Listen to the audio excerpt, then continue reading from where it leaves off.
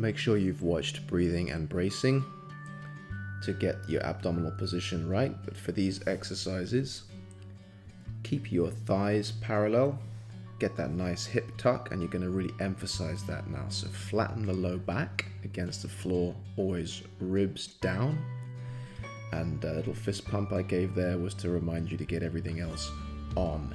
So that's belly button pulled away from the t-shirt, pelvic floor tensed. If you want to change your hand position to wherever you find you can feel your brace, that's great.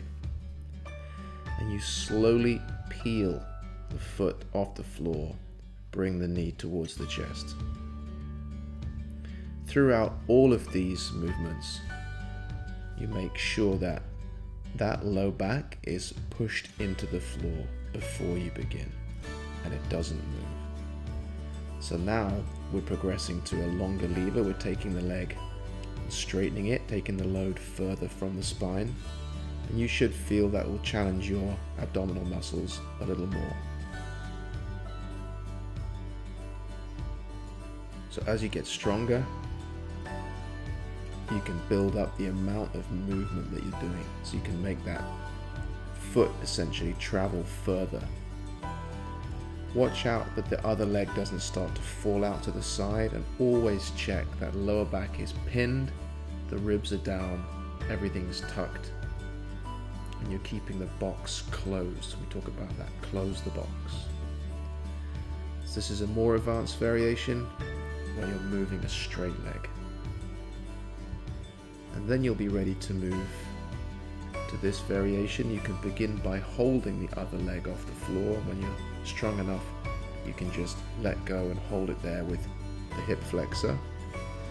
You want to be pulling that bent knee actively towards your chest whilst the other leg extends to the floor, and that really tunes up the abs and gets everything firing nicely. So you're actively pulling that knee up. You can then progress to this kind of a scissor action. The easier version is to leave one leg sticking up. The harder is to keep them both moving throughout. And over time you can work towards the double leg variation, which is going to be the hardest one of this set of exercises. Always keeping the low back pinned to the floor, the ribs down, belly button pulled, pelvic floor on.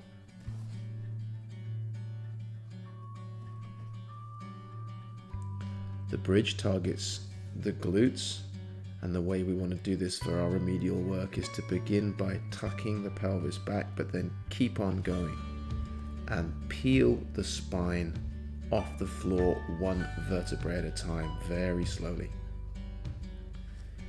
And again, we're going to reverse that to come down, so we're going to put the spine back on the floor one bone at a time.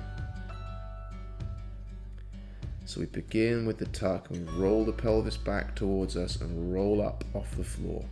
It's important that you keep pressure through the whole foot, so through the heel and the toe while you do this. Nice and slow.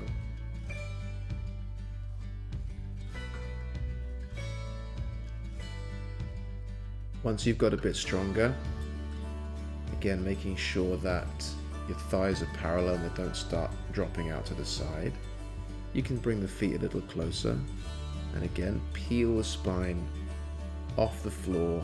Don't push through any pain.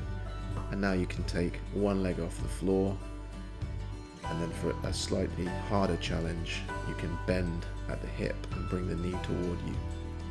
Always reset by driving up, the hips nice and high, take one leg off the floor, bring the knee toward you and extend again.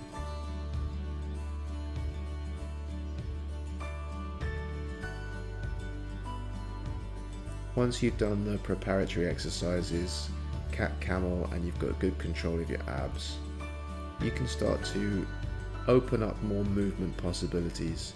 The floor is a nice safe place to do this, so you can just push up in that bridge, start kind of bending, twisting, reaching, just opening up the chest and back, and be creative with this.